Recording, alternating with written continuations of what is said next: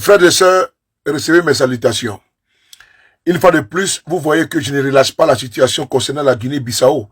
Parce que la Guinée-Bissau, c'est l'illustration parfaite, pour ne pas dire la situation parfaite de l'échec de la CEDEAO. Vous savez, la CEDEAO s'est acharnée sur les pays de l'AES en leur imposant des embargos inhumains et sans précédent.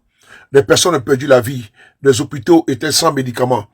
L'économie a été, comment dirais-je, mis en mal dans beaucoup de pays, Mali, Niger et Burkina Faso. Sans compter, il y a eu un désastre à tous les niveaux. Quand cela ne tienne, revenons sur la Guinée-Bissau. Embalo Sissoko sera candidat aux élections présidentielles. Vous avez bien entendu. Après avoir fait l'auto-coup d'État et mettre en place une junte dirigée par ce monsieur qu'on appelle le général Horta Nta, qui est un bras droit de Embalo. Embalo, depuis le Maroc, tire les ficelles. Oui, il tire les ficelles. Il a envoyé une forte délégation pour aller rencontrer les militaires qu'il a mis au pouvoir pour leur informer qu'il va rentrer au pays. Et donc, les militaires ont reçu la délégation et ils ont chargé avec cette délégation-là et ils ont donné leur OK afin que Embalo puisse retourner en Guinée-Bissau. Mais pendant ce temps, qu'est-ce qui se passe? Pendant ce temps, les militaires qui sont au pouvoir prennent le soin maintenant d'exclure, de baliser le terrain, de nettoyer le terrain. Pour qui? Pour Embalo Sissoko. Qu'est-ce qu'ils ont commencé à faire d'abord? L'ancien Premier ministre, le président du PAIGC, Domingos Pereira, ils ont décidé de le faire juger pour une tentative de coup d'État qui aurait eu lieu en octobre 2025. Vous avez bien entendu. Soit avant les élections présidentielles que Embalo Sissoko a perdu face au candidat qui a été soutenu par le PAIGC. Maintenant, je vais vous dire une chose. Embalo Sissoko sera bel et bien candidat. Et tout ça en complicité avec la CEDEAO. Comment des élections ont été organisées en Guinée-Bissau? Un monsieur, Fernando Diaz, a gagné les élections. Embalo fait un autocoup d'État. Il met son camarade, son pantin, le général Félon, Horta Nta, à la tête de la transition. La CEDEAO valide cette transition de 1 an. Et qu'est-ce qu'ils font? Ils prennent le soin de faire arrêter, l'ancien premier ministre qui a soutenu le président élu.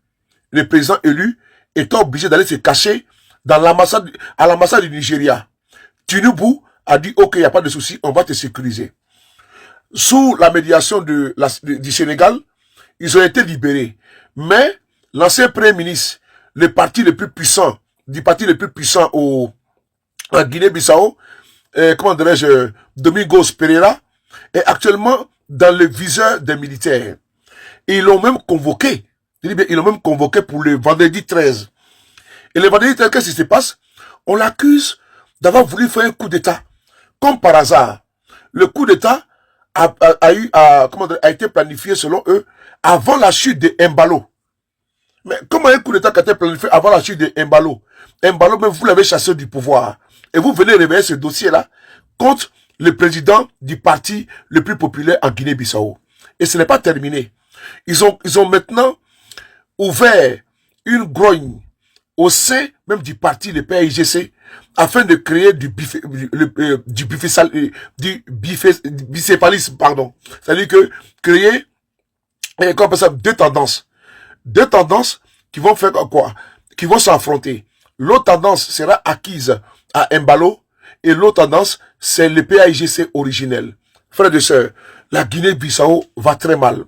Les militaires qui sont venus au pouvoir, c'était une transition qui était pour Embalo, parce que Embalo avait juré que lui, tant que lui sera en vie, aucun opposant ne va prendre le pouvoir en Guinée-Bissau. Et la CEDEAO est là, en train d'observer, et mieux, elle est complice du braquage. Puisque la CEDEAO parle de démocratie, et c'est au nom de cette démocratie-là qu'elle s'est acharnée sur les pays de l'AES, Mali, Burkina, Niger. Et c'est au nom de cette démocratie qu'elle est intervenue au Bénin